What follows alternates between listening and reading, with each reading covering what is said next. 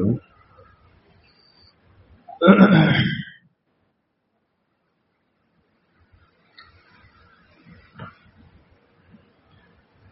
الله الرحمن الرحيم.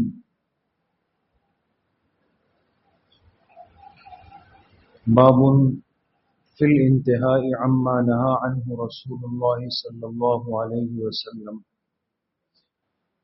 حدثنا هناد قال حدثنا أبو معاوية عن الأعمش عن أبي صالح عن أبي هريرة رضي الله تعالى عنه قال قال رسول الله صلى الله عليه وسلم اتركوني ما تركتكم فإذا حدثتكم فخذوا عني فإنما هلك من كان قبلكم بكثرة سؤالهم واختلافهم على انبیائهم.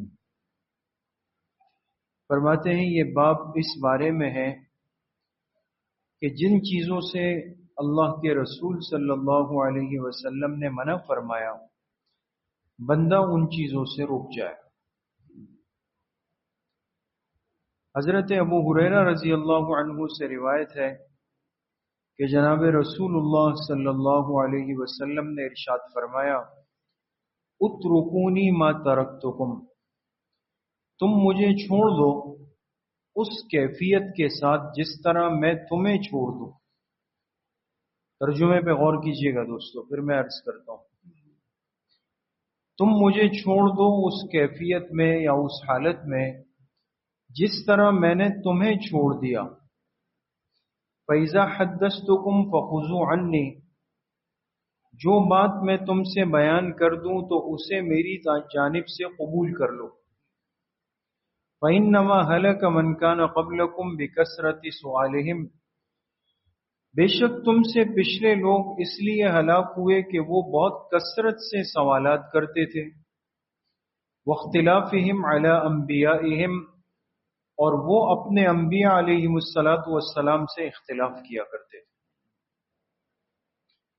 حدیث پاک کے درس میں ابواب العلم یعنی علم نبوت سے متعلق بات آپ حضرات کے سامنے چل رہی ہے.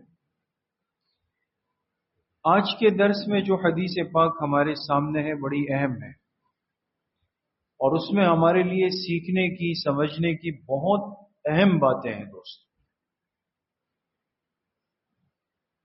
اس دین کے اللہ پاک نے دو حصے رکھے ہیں. ایک حصہ وہ ہے جو کہلاتا ہے مأمورات، ایک حصہ وہ ہے جو کہلاتا ہے منہیات. آسان سی بات ہے، دین کا ایک حصہ وہ ہے جس پر امت نے عمل کرنا ہے اور اس کے کرنے کا حکم دیا گیا. جیسے ابھی ہم نے کون سی نماز پڑھی؟ عشاء کی. اب عشاء کی نماز کے پڑھنے کا حکم ہے، یہ کہلائے گا مأمور. میم الف میم واو را، کیا بن گیا؟ مأمور. وہ کام شریعت کے جو کرنے ہیں، جس کا حکم دیا گیا.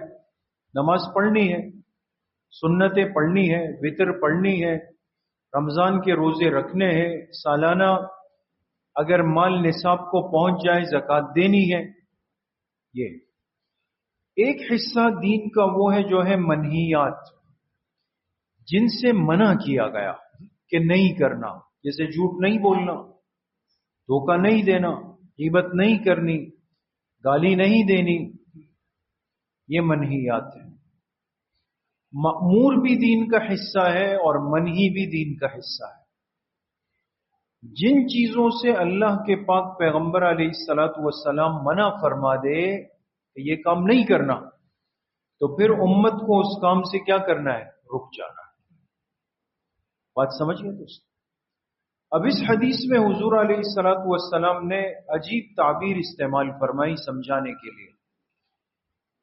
میں تمہیں جس حالت میں چھوڑ دوں تم مجھے اسی حالت میں چھوڑ دو. کیا مطلب اس کا؟ چھوڑنے سے مراد وہ ہمارا اردو والا چھوڑنا نہیں ہے کہ بھئی تم مجھے چھوڑ کے چلے جاؤ میں بھی جا رہا ہوں، یہ نہیں. آپ نے دیکھا ہوگا کہ جو ہمارے بڑے ہوتے ہیں والدین ہیں، اساتذہ ہیں، بزرگ ہیں، وہ بعض دفعہ ہمیں کسی کام کے بارے میں ایک مشورہ دے دیتے ہیں کہ بھئی دیکھیں آپ ایسا کرنے لگے ہیں، لیکن میرا آپ کو ایک مشورہ ہے، ایک اخلاص والی رائے ہے کہ آپ ایسا مت کیجیے گا۔ ہوتا ہے نا بہت دفعہ، یہ کہہ کر وہ بزرگ چلے گئے۔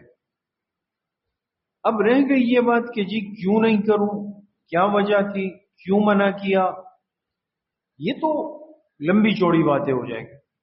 لیکن ایک مخلص بڑے نے، ایک مخلص بزرگ نے، مخلص والدین نے، مخلص استاذ نے جس چیز سے منع کر دیا تو اس کا منع کر دینا اتنی بات ہی ہمارے رک جانے کے لیے کافی ہے۔ تفصیلات کیا ہوگی، وجہ کیا ہوگی، جب بڑے نے نہیں بتائی تو مجھے بھی اس کھود کرید کے اندر نہیں لگنا چاہیے۔ بس انہوں نے اشارہ دے دیا کہ یہ چیز آپ کے حق میں درست نہیں ہے۔ بات سمجھ میں آ گئی دوستوں؟ آپ علیہ الصلوۃ والسلام نے امت سے کہا کہ میں تمہیں جس قدر بات بتا دوں کہ ایسا کرنا ہے، یا جس قدر بتا دوں کہ ایسا نہیں کرنا، تم اس کو قبول کر لو، اور مزید مجھ سے یہ بات مت پوچھو پھر کہ اس کے اندر کیا وجہ ہے اور اس کے اندر کیا وجہ نہیں۔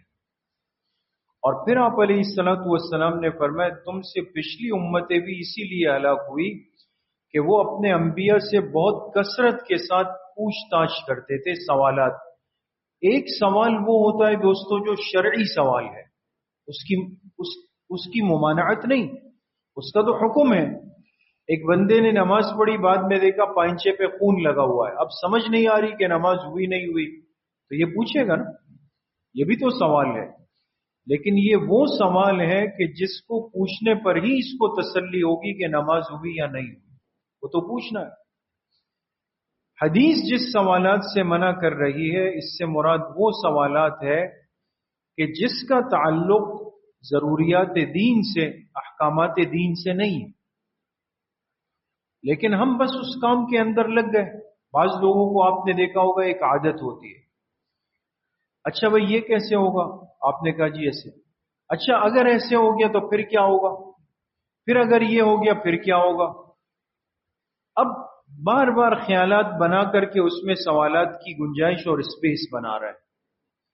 یاد رکھیں شریعت اس چیز کی حوصلہ افزائی نہیں کرتی، اور اس کی مثال حدیث پاک میں موجود ہے کہ جب حج اللہ پاک نے اس امت کے اوپر فرض فرمایا، آپ نے ایک مجلس میں حج کی فرضیت بیان کی کہ میری امت کے صاحب استطاعت لوگوں پر اللہ نے حج کو فرض کر دیا، یہ بات ارشاد فرمائے۔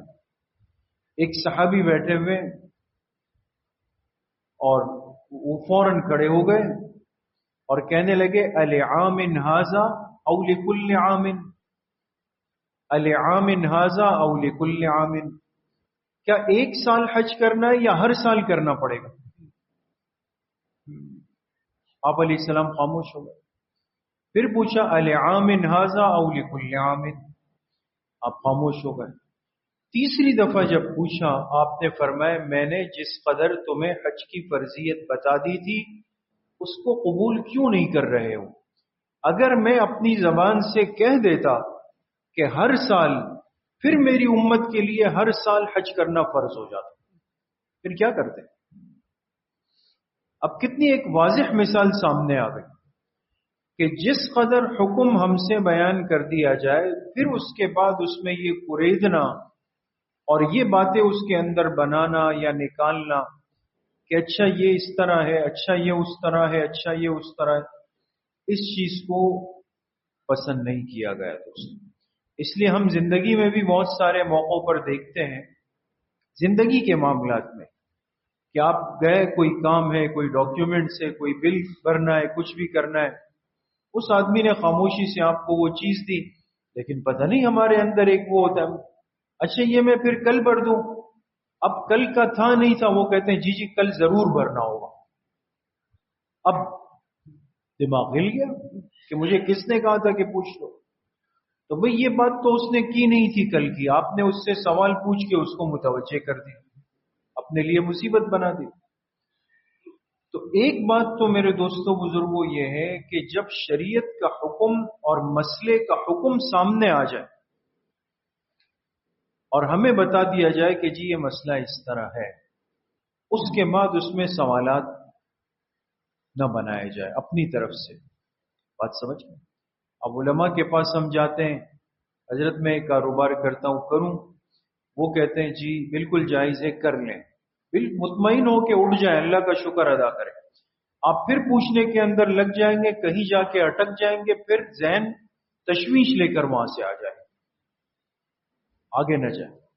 ایک بات. دوسری بات جو حدیث پاک سے سمجھ میں آتی ہے وہ ہے فرضی سوالات. فرضی سوالات سمجھتے ہیں؟ ایک چیز میرے ساتھ ہوئی نہیں، پیش نہیں آئی، نہ کوئی ایسا مسئلہ میرے ساتھ چل رہا ہے، لیکن میں گھر فارغ بیٹھا ہوا تھا، کام ہے نہیں، کوئی اور کام نہیں ہے، تو اب ذہن میں سوالات بنانا شروع کر دی. میں بارش ہو رہی ہے، اگر میں ابھی باہر نکلا اور یہ باہر گلی میں پڑے ہوئے بارش کے پانی کی چھینٹیں کپڑوں پر لگ گئی تو یار میری نماز کا کیا بنے گا؟ اب نہ نکلا ہے، نہ پیر رکھا ہے، نہ چھینٹے کپڑوں پر لگی ہے، نہ کوئی گٹر باہر ابل رہا ہے، ایک فرضی خیال دماغ کے اندر بنا لیا. یہ تو میں ایک سادہ سی مثال دے رہا ہوں. بہت سارے لوگ انہی باتوں کی وجہ سے یقین کرے وہم کے مریض بن جاتے ہیں، اور وہ اتنا آگے چلے جاتے ہیں کہ وہ مثال یہاں نہیں دینا چاہتا، مناسب نہیں ہے. وہ اپنے گھریلو اور نکاح تک کے معاملات کے اندر شبہات کا شکار ہو جاتے ہیں. سوچتے ہیں نا، ایک نیگیٹو بات سوچ رہے فرضی باتیں سوچ رہے ہیں وہ، تو پھر دماغ میں آتے ہوں یار میں تو کہیں میری زبان سے کبھی یہ لفظ اگر نکلا ہو پھر پتہ نہیں کیا ہوا ہو، پتہ نہیں میں نے ایسا کیا تھا نہیں کیا تھا، ایسا ہوا تھا یا ایسا نہیں ہوا تھا. فرضی سوالات سوچنا یا فرضی سوالات بنانا، اس کی بھی شریعت حوصلہ افزائی نہیں کرتی ہے. سوال اس چیز کا کیا جائے گا جو یا تو میرے ساتھ پیش آ گئی یا میں کسی معاملے کی طرف جا رہا ہوں اور اس معاملے پر مطمئن ہونے کے لیے سوال پوچھوں. جیسے مثال کے طور پہ حج کے داخلے ہو رہے ہیں، اللہ سب کو نصیب فرمائے. تو اب ایک مسلمان بھائی وہ ہے جو پہلی دفعہ حج بیت اللہ کے لیے جا رہا ہے، گیا نہیں ہے، جائے گا اس سال. اس پر لازم ہے کہ جانے سے پہلے وہ حج سے متعلق ضروری مسائل سوالات وہ علماء سے پوچھ لیں، اس لیے کہ ایک مسئلہ اس کو پیش آ رہا ہے. یا یہ کہ ایک بندہ حج پہ گیا اور حج پر جانے کے بعد اس نے کیا کیا، دوسرے دن رمی شیطان کو کنکر مارنے کا وقت شروع ہوتا ہے زوال کے بعد، دوسرے دن تیسرے دن، اور ناسمجھی میں آ کے اس نے دوسرے دن جا کے فجر کے بعد مار دی. اب یہ ایسا مسئلہ ہے کہ اس کو علماء سے پوچھنا چاہیے کہ میں تو غلط کر گیا، اب میرا حج ہوا یا نہیں ہوا، اگر مسئلہ ہے تو مجھے دم دینا ہے، صدقہ دینا ہے، اگلے سال پھر حج پہ آنا ہے، کیا کرنا ہے. یہ دو صورتیں ہوتی ہیں، یا تو کسی مسلمان کے ساتھ کوئی معاملہ پیش آ جائے تو وہ سوال کر لے، یا انسان کسی معاملے کی طرف جا رہا ہو تو اس سے متعلق ضروری سوالات کر لے. باقی دکان پہ بیٹھ کے، گھر میں بیٹھ کے، دوستوں کے ساتھ مجلس میں بیٹھ کے یہ فرضی سوالات کے جو سرکل ہم اپنی طرف سے بن رہے ہوتے ہیں اور بنا رہے ہوتے ہیں، یہ بالکل دوستوں ضیاء وقت ہے، یہ ضیاء وقت ہے. اور ایک مسلمان اتنا فارغ نہیں ہونا چاہیے کہ یہ محض فرضی سوالات کے اندر پڑھ کر اپنے وقت کو یہاں پر ضائع کر دیں. تو حدیث پاک میں ایک تو آپ علیہ الصلوۃ والسلام نے یہ رہنمائی فرمائی کہ شریعت کا حکم جس قدر سامنے آ جائے اس پہ سر جھکا دو، اس میں اپنی طرف سے مزید سوالات مت بناؤ. دوسری بات یہ کہ بیٹھ کر فرضی سوالات سوچ کر پوچھنے سے اس سے بھی کلی طور پر تم اجتناب کرو. تیسری بات یہ فرمائی واختلافہم علی انبیائہم، پچھلی امتیں ہلاک ہوئی اس لیے کہ انہوں نے اپنے انبیاء سے اختلاف کیا. اختلاف کیا تھا کہ اب شریعت کا ایک حکم آ گیا کہ یہ چیز منع ہے، یہ حرام. مثال کے طور پہ اس امت کے لیے سود لینا حرام ہے، شراب پینا حرام ہے، بدکاری کرنا حرام ہے۔ یہ ایسی چیزیں ہیں جو اظہر من الشمس ہے، کہ سورج نکل آئے اس طرح بالکل واضح ہے۔ لیکن نفس پرستی کا دور ہے، ہوا پرستی کا دور ہے، انسان حریص ہو جاتا ہے جب دیکھتا ہے دنیا کے ماحول۔ اب دیکھا کہ بھئی یار دنیا تو کما رہی ہے، بنا رہی ہے، کہاں چلی گئی؟ تو دماغ میں آیا کہ یار مجھے بھی کوئی راستہ بنانا چاہیے۔ اب جب گیا تو پتہ چلا کہ وہ معاملہ تو خالص سودی ہے۔ اب کیا کریں؟ اب یہ پتا ہے کہ اگر کسی صحیح تگڑے عالم کے پاس جاؤں گا وہ 2 لفظوں میں جواب دے گا کہ جی جائز نہیں، کام تو نہیں بنے گا۔ تو پہلے تو ہماری طرح کسی ہلکے پھلکے بندے کو تلاش کریں کہ جو گنجائش کا راستہ بنائے، کہیں کوئی نہ کوئی بات ہمارے لیے بن جائے۔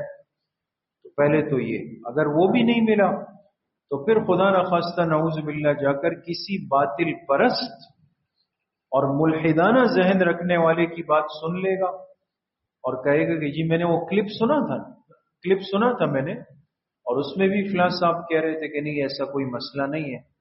ارے بھائی نماز آپ اپنے امام کے پیچھے پڑھتے ہیں، جمعہ آپ اپنے امام کے پیچھے، عیدین اپنے امام کے پیچھے، قربانی کے مسائل اپنے امام کے پیچھے، حج عمرے کے مسائل اپنے امام سے پوچھ رہے ہیں، لیکن جب کاروبار میں دل پر بات نہیں لگ رہی تو وہ کلپ سے دین سمجھ رہے، پھر یہاں عالم سے ہٹ گئے، اپنے امام سے ہٹ گئے، اپنے مفتی صاحب کو چھوڑ دیا وہاں پر۔ یہ مختلافہم علی انبیائہم کی شکل ہے دوستوں۔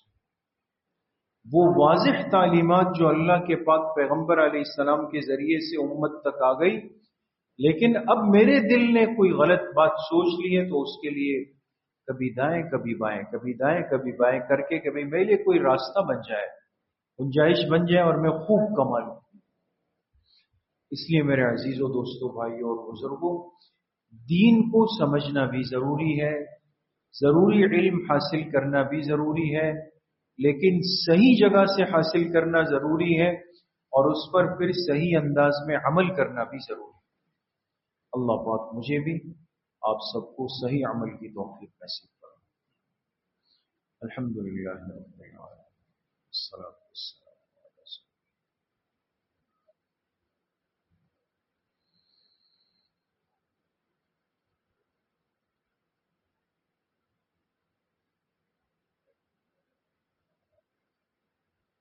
وصلی اللہ وسلم علی نبینا محمد وآلہ وصحبہ اجمعین۔